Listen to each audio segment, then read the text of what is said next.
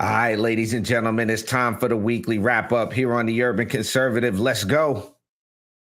Welcome to the Urban Conservative Podcast, where we do not believe that avocado toast can save the planet or the world will end, because cars use gasoline. You won't hear that Wi-Fi is a basic human right, or that billionaires are secretly supervillains. Here, we do not believe that electric cars run on hopes and dreams. You also won't hear that anyone who disagrees with us is a fascist, or that socialism will make everyone rich. You won't be gender affirmed or offered any opportunity to share your preferred pronouns. If this causes you any discomfort, please rest assured that we couldn't possibly care less. For everyone else, thank you, and please stand by. My fellow Americans, it's time for the Urban Conservative Podcast. This is without a doubt the best podcast on the internet. It's about to go down here on the Urban Conservative. 3, 2, 1. All right, ladies and gentlemen, you know what it is. Monday night, you locked into the Urban Conservative Podcast. Make sure to visit the website, tuconservative.com, to support what we do here, which is promote conservative policy ideas and candidates to our urban centers and to everybody, really, but with a concentration on our urban centers and folks whose freckles are as close together as ours, getting them off that Democratic plantation, that Democrat Party plantation. Of course, you can support the podcast, $TU Conservative, or you can visit the website, hit that sponsoring episode, sponsoring season. We greatly appreciate it. And on the outset, I gotta say our Facebook page has been blowing up over the last week, so all of those new folks, several thousand folks have just came into the platform. We appreciate that. Over 1.8 million views in the last, 28 days or something like that, bro? So it's been growing. It's about 3 point something million, but whatever. Yeah. Trying to be modest, are you? We appreciate that. And then, as you all know, I'm running for Suffolk County legislator here in Suffolk County on the East End. I am announcing tonight my first campaign kickoff event's going to be Saturday, May 3rd. I will have some more upcoming details about that. Other than that, man, I hope y'all had a good weekend. We're excited because as the platform grows... Good week. Weekend. Oh, week. I'm thinking it's Monday night. It's Monday night, but listen, it's the weekly wrap up, right? And even at that, we said it's Monday night. Look, and I don't even smoke, and that's how crazy my day been. Like I've been all over the place. It's nutty, bro. It's super nutty. So listen, man. Yeah, go ahead. I was going to say, as the platform grows, we've always wanted to do this, which is have our own pundits, our own, what do you call that? Is that pundits is the right word? People that come on and give us information. Yeah, pundit. So, I'll let you do the intro, but I'm excited about this because we got some other big stuff coming up. But we're not alone today, right? No, not at all, folks. Ladies and gentlemen, if you are in North Carolina, you may have heard of this brother before, especially if you're in the education and public policy space. We are honored to have joining us tonight to talk about the weekly wrap-up, our good friend from Interbank Strategies. Dennis English is in the building on the Urban Conservative. Welcome, sir. Thank you for having me. I appreciate the opportunity to come in and be with my brothers from another mother. I tell you, yes, sir. A long time coming. Yes, sir. Well, we're looking forward to having you on a lot. Yo, bro. I forgot one thing on the intro because it is the weekly wrap up. So we have a re-elected councilman here in the town of Southampton. Our good friend of the show, contributor to the show, Rick Martell, won the special election this past Tuesday. All of the Jamaica sound effects for that. Very big push from the Suffolk County GOP and the Suffolk County Conservative Party. Shouts out to Chairman Garcia and Chairman Torres. Big shout out to everybody in my town of Southampton. It's important to keep Republicans on our town board because, you know, we like common sense policies for the people. So I forgot to mention that, but yeah. So Dennis, welcome to the show, brother. It's a pleasure to have you on. We look forward to your insight. And as we tell folks, we're not experts in everything, right? So it's always good to get people who have knowledge and other expertise in other areas to come in and help educate the folks and educate us and, you know, and learn. So it's going to be exciting. I look forward to it.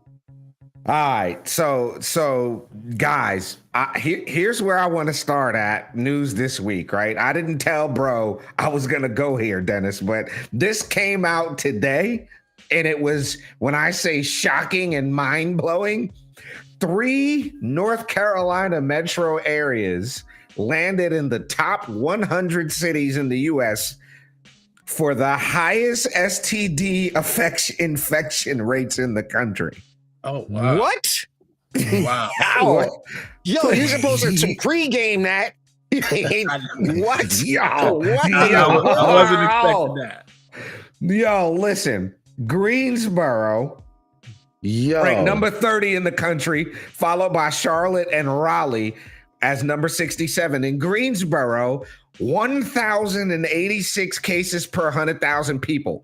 That's 206. You see it. Here's what terrifies me. Not that I'm worried about it, but 9,000 cases of chlamydia in Greensboro, 16,440 cases of chlamydia in Charlotte, and 11,000 of them joints running around in Raleigh. This is wild. Absolutely wild news this week coming out in the Charlotte Observer. I just had to start there because that came out this week. It wasn't on my radar until it came out. So I was like, what in God's green earth is that all about? That's insane. I'm gonna stay out of that, bro. Well, apparently a few people should have been staying out of that. If according to them statistics, it sounds like a lot of y'all need to be staying out of that because that ain't good at all. That is terrible news. This has been a rough week, but hey, look, penicillin sales are up, right? Whatever the medication is up to this. Hey, at least the market's up there, right? So check this out. One other thing I'm gonna bring up, and Dennis, you may chime in on this one, right? So imagine getting approved to be a part of a job training program. Okay, it's a public job training program. So you apply, you get accepted to the job training program, you show up to said job training program, and because of your hat, they kick you out of the program. That is exactly what went down here in Chicago. The Climate Equitable Jobs Act, a program promoted throughout the state of Illinois as a pilot program to uplift the Black community and allow those in the program to become productive citizens, turned away one of the enrollees. This happened on March 20th after he came to class wearing a Trump cap.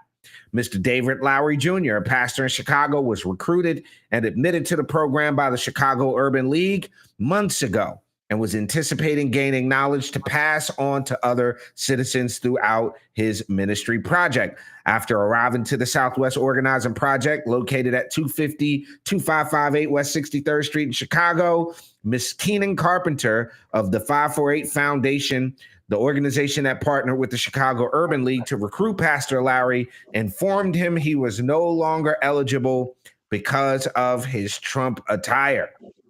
Wow. He was accompanied by another participant who was also turned away and told they were no longer welcome.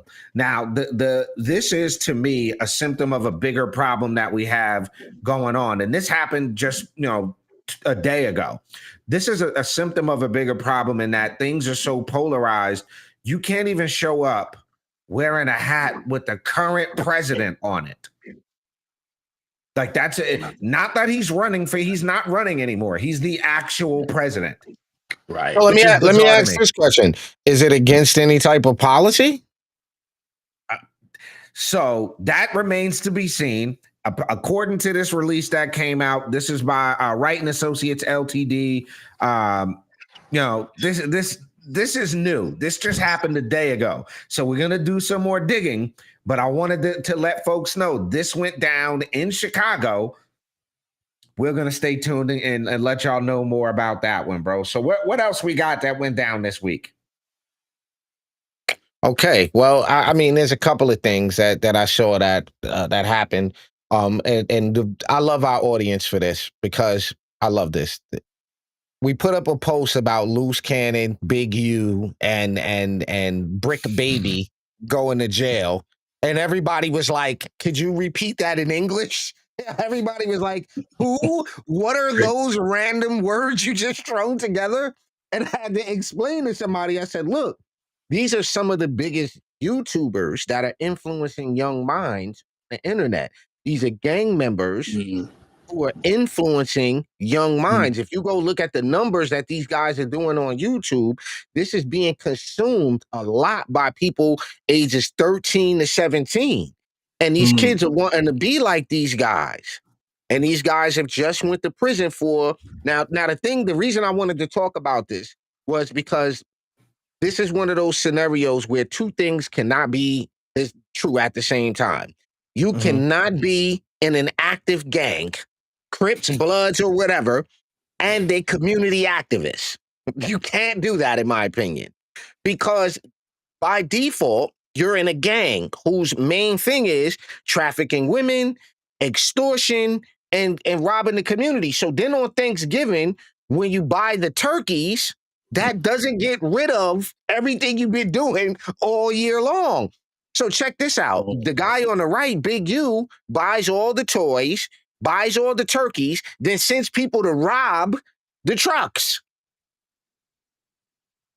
This is insanity. Is this in LA? This is Los Angeles, California, and it's terrible. Go ahead, bro. Let me cut you off. Go ahead. Nah, this is I heard about this last night briefly. And I mean millions of dollars were provided in grant funding to this organization. And so I think it's, it's an oversight issue related to how we, fund nonprofits, right? That's just complete oversight.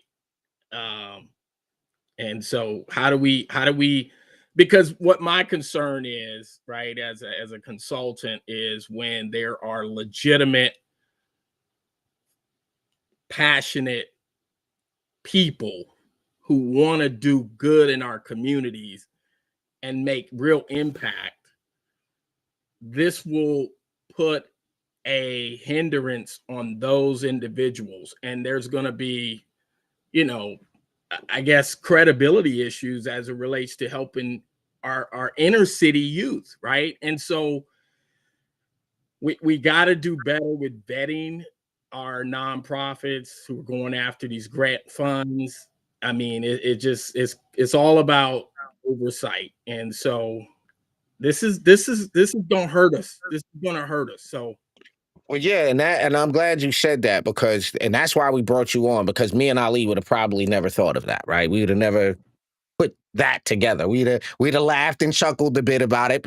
And the reason I laugh at it is when you dig into it a little deeper, they're on podcasts like, yeah, because he sent us to go do some work and we robbed a dude. And when we robbed it, I'm like, wait a minute, what era is this where y'all go on the internet and talk about the robbery? And then all they got to do is corroborate the video footage. And then y'all go in there with no mask on. I mean, if you're going to do something, if you're going to do, not that sharp, right? So I'm glad you spoke to that, because one of the big things, I said this when Trump won, I was like, yeah, LA's going to have a problem, because law enforcement has been invigorated. And these guys, this gang culture of going on there, getting on the microphone and talking about what you're going to do to somebody and how you're going to do it. And, I'll make sure he ain't breathing no more. And I like all of that on camera, like how we live right now. They just spilling the beans for likes and views. So I'm glad you said that, but there does need to be a better process for vetting where this money's going, because millions of dollars went into his organization to help, quote unquote, help at-risk youth, that he's talking about, when the feds came, they came to all my properties. All your properties? Yeah, it's not a good look. It's not a good look. While our kids are struggling, man, and so I'm about the young people, and, so yeah, we need to talk about that maybe at another time. I know we got to move forward, so. Yeah, it's just a sad thing that happened. When I say sad, it's sad for the rest of us, because again, and I've always said this, that I understand. It's like I don't understand, but I understand. It has attracted so many young people, Dennis, that watch this content. It's all young dudes that's watching this and they want to emulate the behavior. And unfortunately, they're going to be made examples of. Fortunately, they will be made examples of because they're facing RICO charges and everything else. And there's Wow. Yeah, I didn't know allegedly So, a but murder Rob, but connected hold on, to it. hold And on, all of hold that. on, hold on. What this does, though, and I the reason I pulled up this Charlemagne picture is because you talked about off air how people aren't mad. People are mad that the federal government is getting rid of the illegal criminals, the illegal, violent Tren de Agua and MS-13. You're getting rid of them. But that also leads me to that question about like, and we are guilty of it too. Growing up, we idolize Scarface and all of the gang. Like that's a thing where we idolize the people who are doing the absolute worst in our communities. It's a I guess the older you get, the more you look at that and realize how senseless that is. But it's, I think, gone to to the degree now. And you asked the question in this post. So how long before they attack Charlemagne the God? How long before he's cancel status because of what he's talking about? Yeah, I say he's got about a week. If he don't backtrack on this, they're going to, he'll lose his show. He'll lose all of his endorsements. And he's correct. Me and him don't agree on a lot of things. This is one of the things where we happen to agree.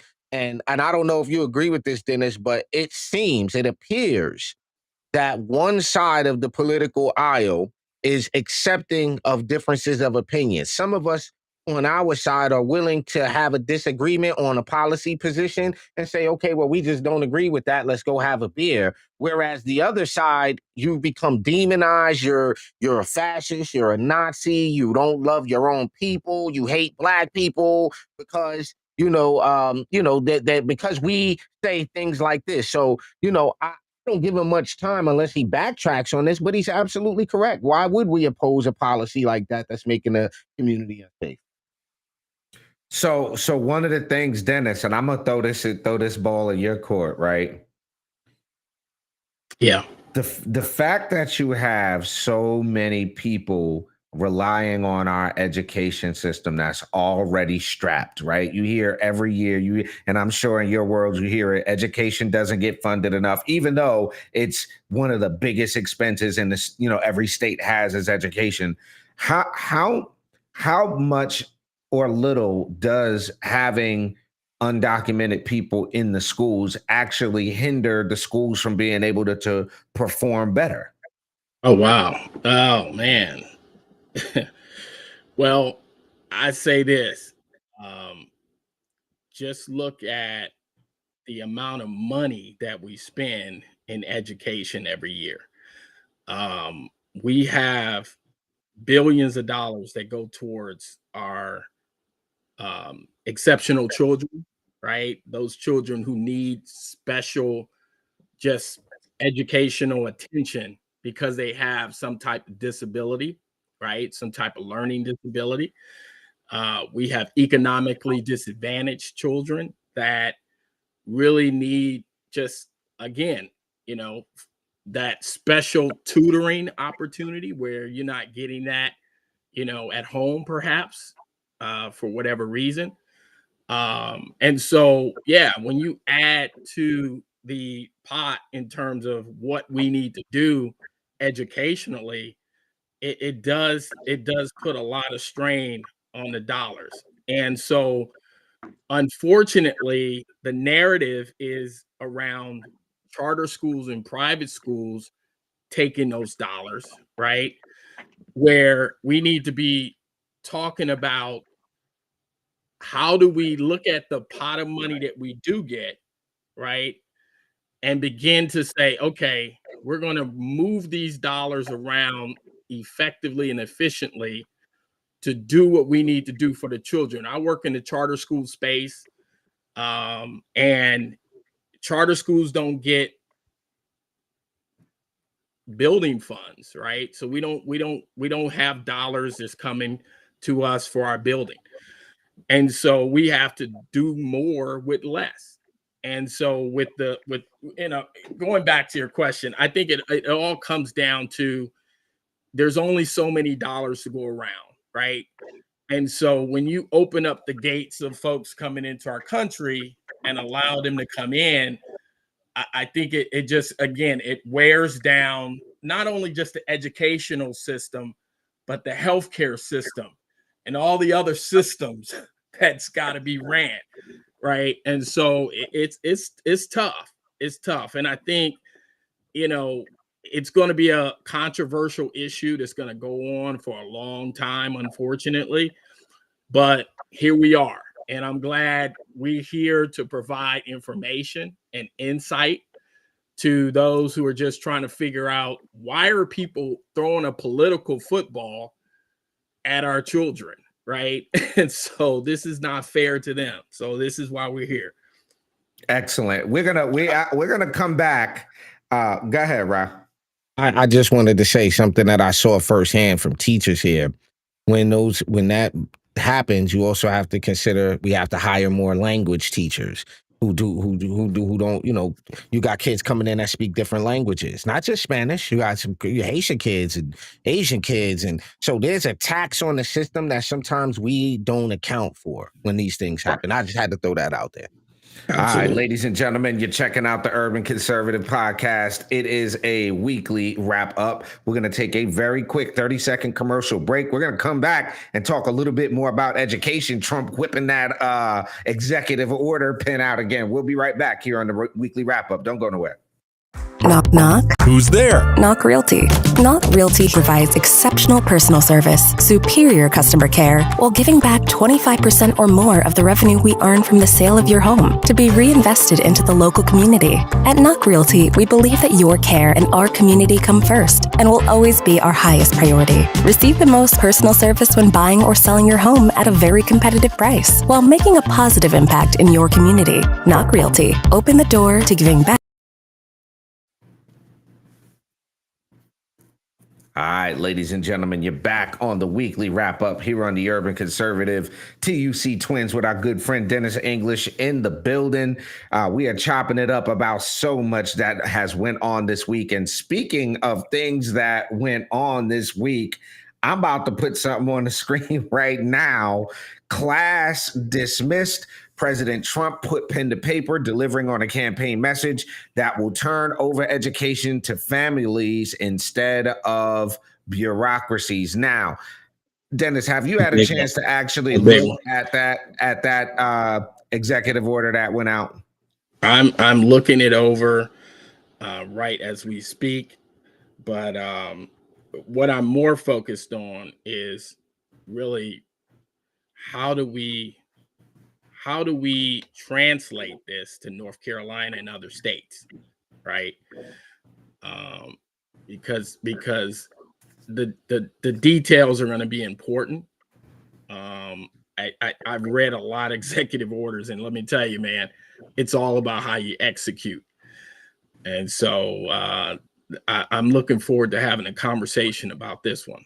This is going to be really interesting.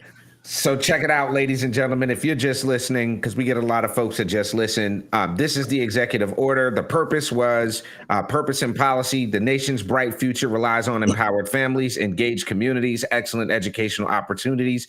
Unfortunately, the experiment of controlling American education through federal programs and dollars and the unaccountable bureaucracy those programs and dollars support has plainly failed our children, our teachers, and our families.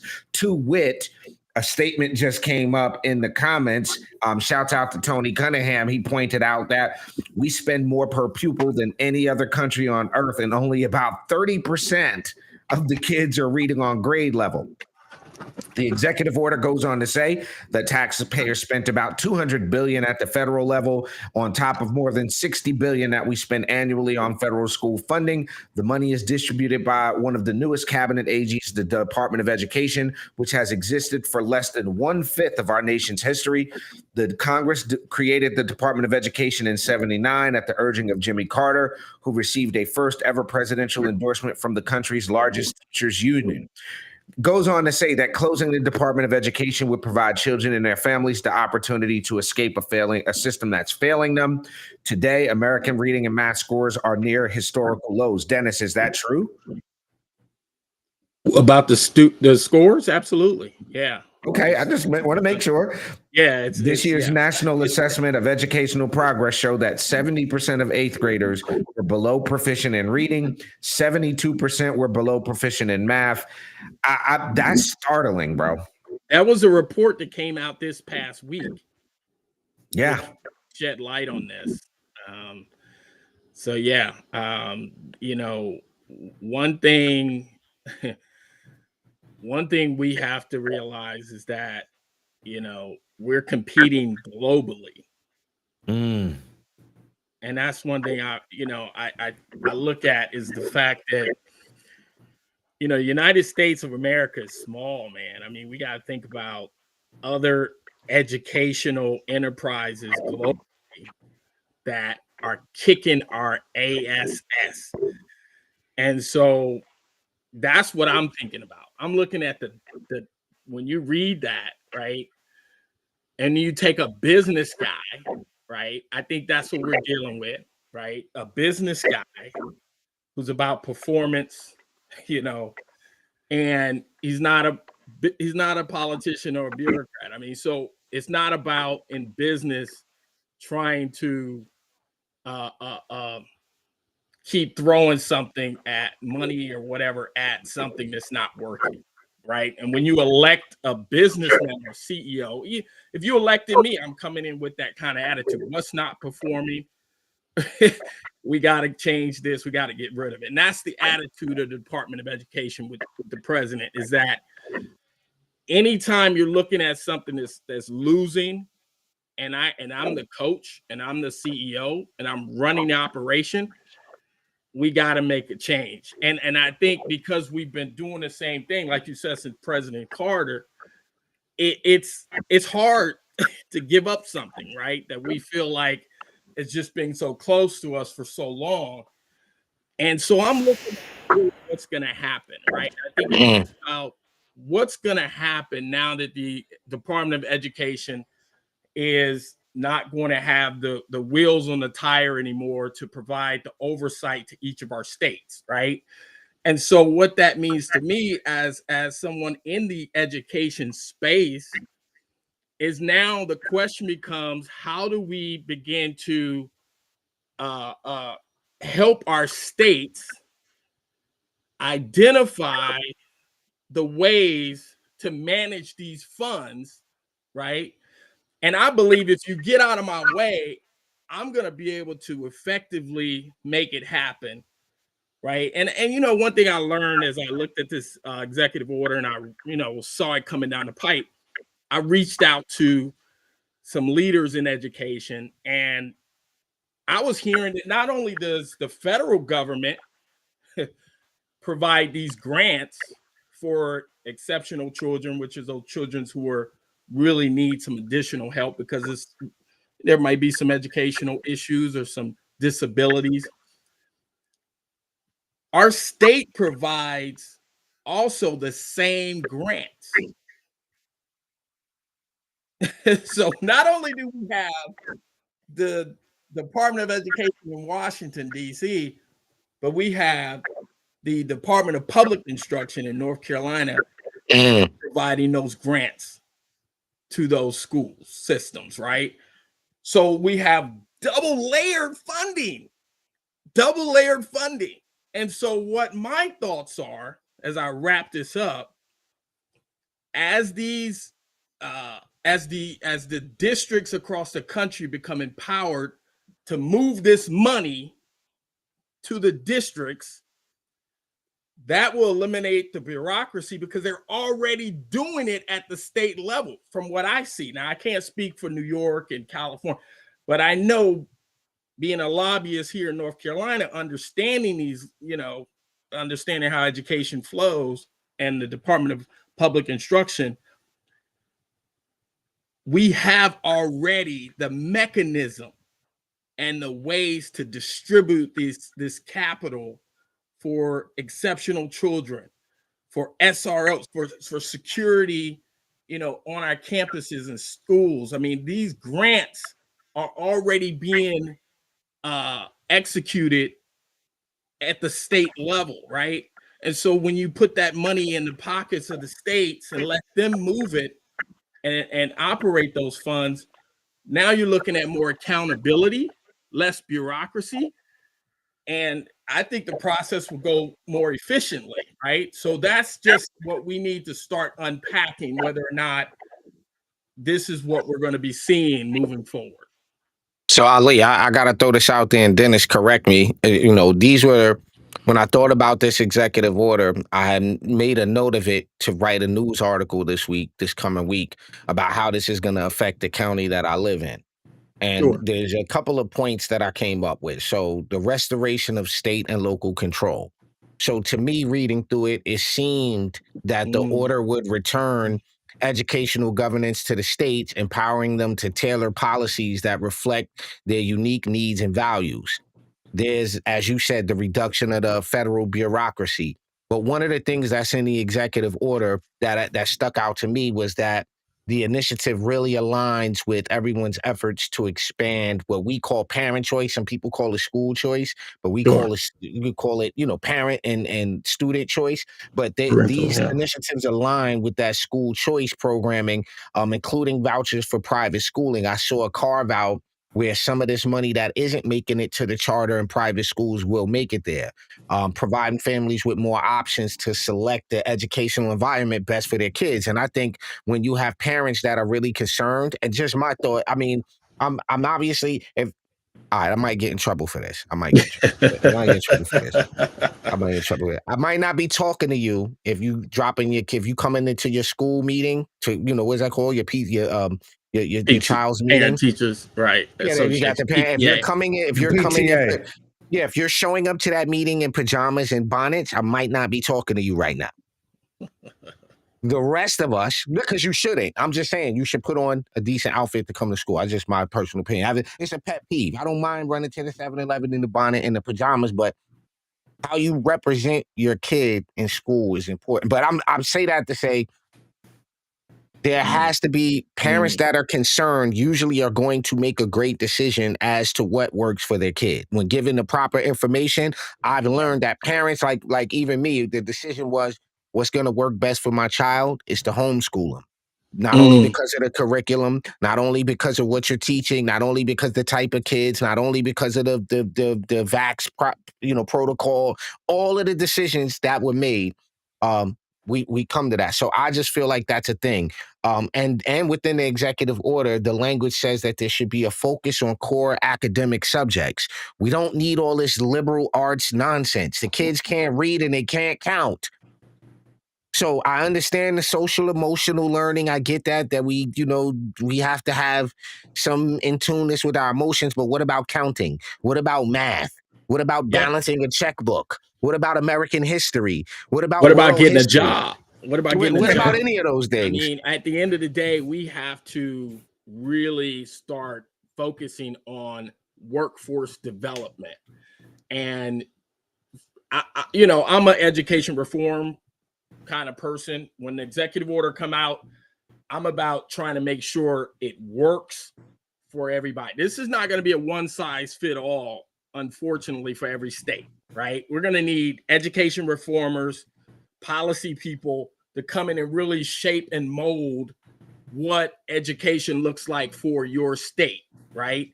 And so for me, it's about trying to make sure we have a workforce that meets the demand of these corporations.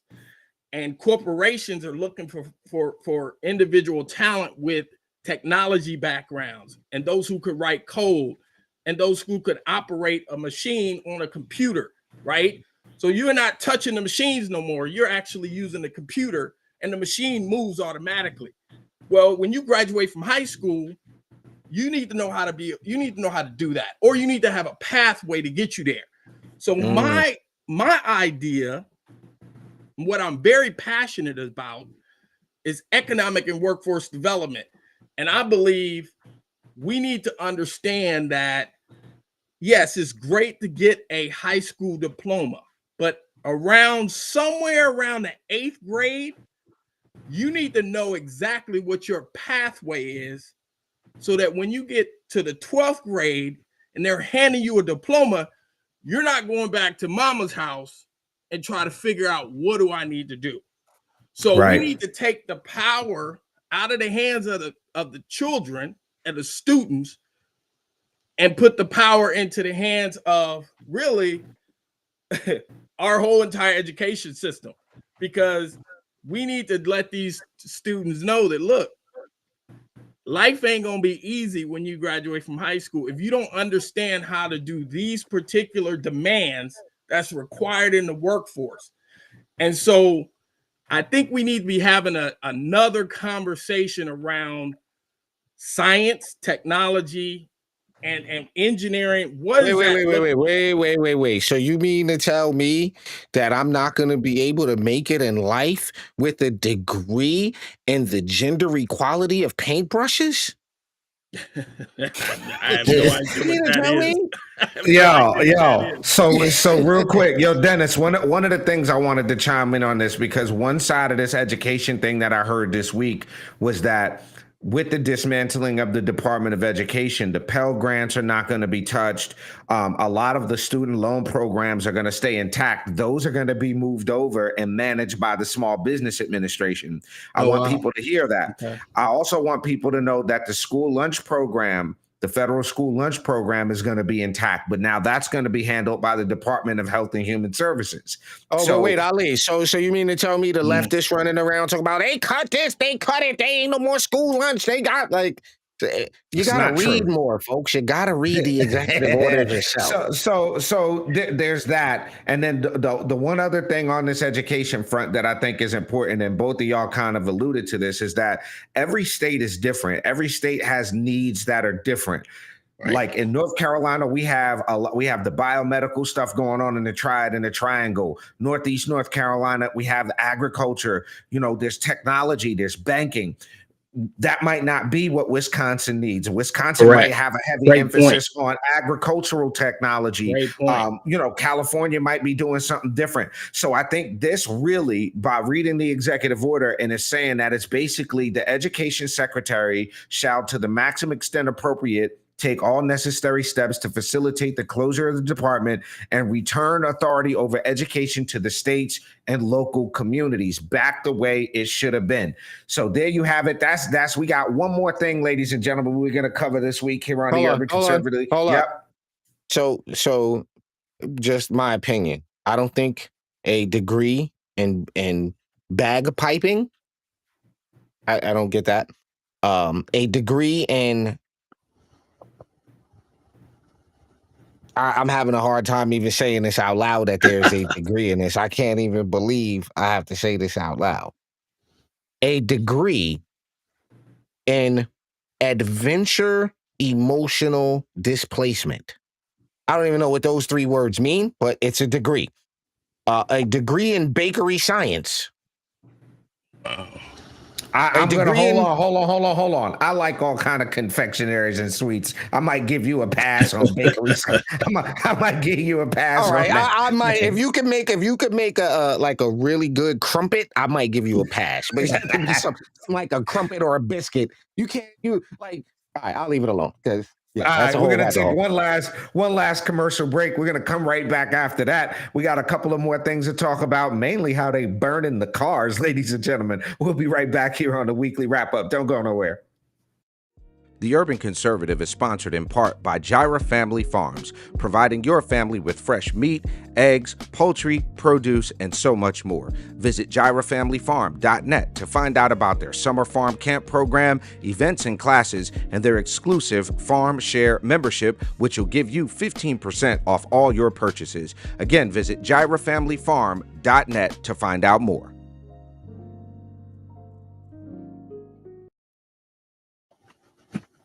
All right, ladies and gentlemen, you are back. It is weekly wrap up here on the Urban Conservative. We've got our good friend Dennis English in the building with us. What's good, bro? I'm a little upset right now because my coffee's sitting here cold as heck. Pre-arrest. I was upset about what is this? Wow. So they've been burning. They've been burning the Teslas. Everywhere you go, they burning the Teslas. Two arrested in Colorado Tesla attack face federal charges for the use of incendiary devices. Cooper Joe Frederick, 24, from Fort Collins, was arrested back on the 14th following an extensive investigation into multiple attacks on the Loveland Tesla dealership. The charges against him are as shocking as the crimes: the use of explosives or incendiary devices during a felony. And then Grace Nelson, Lucy Grace Nelson, a 42-year-old transgender woman man thing. Okay. That's they want you to think that's a woman. That's a dude. That's clearly a dude. But they're burning the Teslas. Here's the problem that I have with them burning the Teslas, right? And this has been going nutty all week, Dennis. First of all, most of the Teslas are driven by Democrats. It's like you're burning your people's cars, right? That's number one. Number two, the people that are burning the Teslas are often like the environmental tree hugging types. Do you know how hard it is to put out a lithium battery? Do you know that there's little kids missing limbs in the Congo and everywhere else from digging the lithium to mining and all of that for y'all to just burn it? It's here's the other thing. It's just like, it blows my mind. Yeah. You already bought the car. Everybody's like, I'm selling my Tesla. I'm like, but you already bought it. You already paid Elon for it. You're not hurting him. It's let me say this. This is unfortunately the way people are expressing their frustration. And if that's the way you want to express your frustration, then that's unfortunate, because now you lose your freedom, you know, and I do pinstripe, but I'm not going to do the other type of stripes. I just can't. I'm not burning. Good one. So before he plays this, here's the thing, right? If you're watching this, because ladies and gentlemen, we get some pretty angry leftists that watch our show. It's been wonderful.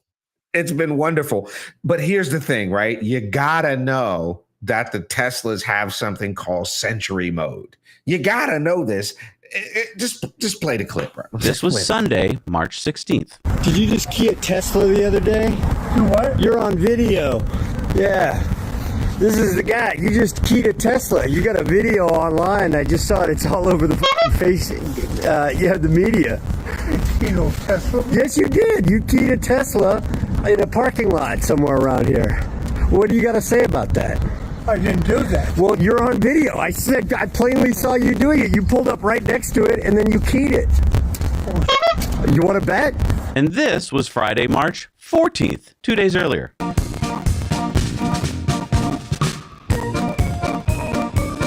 I'm done. He got the same jacket on.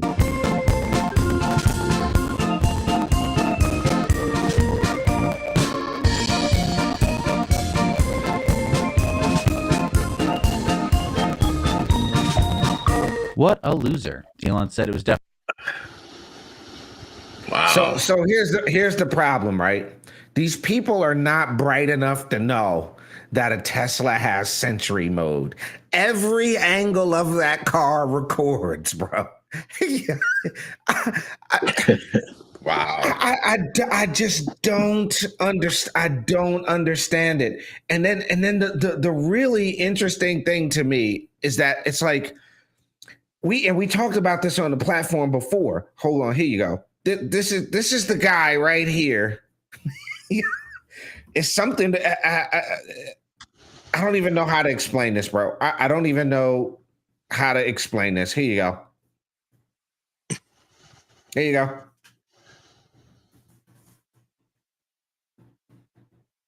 Come on, bro. Yo, those are all of the kids. A- Those are all of the kids when they were young who used to yell like. Those are those 20 kids. years, bro. 20 years of your life, man. Well, some people need to be there though. Like, yo, some of those folks deserve to be there, and they need to be there because they can't function in society with the rest of us. True. I remember being taught about this societal contract because it was a reoccurring thought. Like, though we live in a country where you have the most liberty, You're at liberty to do everything. And like my neighborhood's fairly quiet. People, respect each other, and we don't, it ain't a free for all out here. We get on a public bus. Everybody's generally respectable. And we got this unspoken thing about being loud on your face. Some folks can adjust to the social contract that we have. Some folks are so entitled, and they have never, in my opinion, they were devoid of an ass whooping as a child. Because you spare that rod. There's a lot of rod sparing that happened in the last 25, 30 years. A lot of rod, like the rod is evil. I recall, I have flashbacks still of roddings that I don't do certain things. So I don't have a prison record.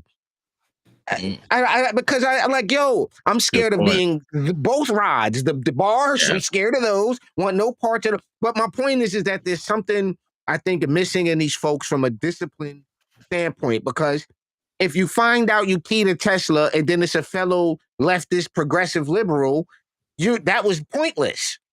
That just defeated your entire keying. Now you got a charge. Now you on camera, and the dude just lied like, it wasn't me. I didn't key no Tesla. You got on the same shirt and jacket, bruh. Well, look, here's the only other thing I'm gonna say about this, guys. It's like you're making. We stopped buying beer, Ali. We on the right. We didn't like what Budweiser did. We stopped buying the beer. We didn't buy the beer. That's it. We didn't burn down the Budweiser factory. Like, come on. I'm gonna go to the corner store and destroy all the Bud Light. Like, come on, man. But ladies and gentlemen, it has been a crazy week this week. We're glad we made it to the weekend. We're glad you made it to the weekend. If you haven't done so already, the website, you see it on your screen, tuconservative.com. That's where you can go to support what we do, support our upcoming shows, support everything we've got going on. Because not only do we do this, I'll tell you the comment of the week that had me cracking up, bro. There was one of the angry leftists was like, y'all are the Temu Hodge twins. I thought that was hysterical. Hysterical. Sir, that's funny. And if they knew us, when y'all say funny stuff, we're not gonna deny that you said something funny. Like that was good. That was a good one. Tell me who the Temu to me. I mean, bring me up to speed. I'm trying to. Okay. The Hodge twins are some conservative comedians. They're comedians, and they're like. So he said we're like the Temu version. When you go online, it's like that. We're the cheap Chinese knockoff version of the Hodge twins. The only difference, and I'll say this before we go, is, and with respect to those two gentlemen and what they do, we're not comedians. When we get off of this podcast, we're actively engaged in the political space. So while they have their market and what they do, this is additional. This is additional for us. I'm running for office. My brothers ran for Congress. We both serve on committees and local GOPs, and we're not just talking heads. We live what we espouse on this podcast every single day of our life. So that's why we don't mind those comments. And we're funny guys too. So we don't mind being made fun of. Make fun of. Hey, we don't block you because you said that. That guy's still on there. He's still on the page. Yeah. Yeah, still there. So look, ladies and gentlemen, you all have a positive, restful, and relaxing weekend. We will be with you live and direct on Monday night. We've got our good friend Omar Harris coming on to talk about what he's doing to save the young people in his nonprofit. So make sure you're with us each and every Monday night, 8 p.m. for the Urban Conservative Podcast, right here on Friday nights, 8 p.m. for the weekly wrap-up here in the Urban Conservative. For that guy over there, my twin brother, Raheem Architect Soto. That guy down there is Dennis English. This has been the weekly wrap-up on the Urban Conservative. Y'all, peace and love.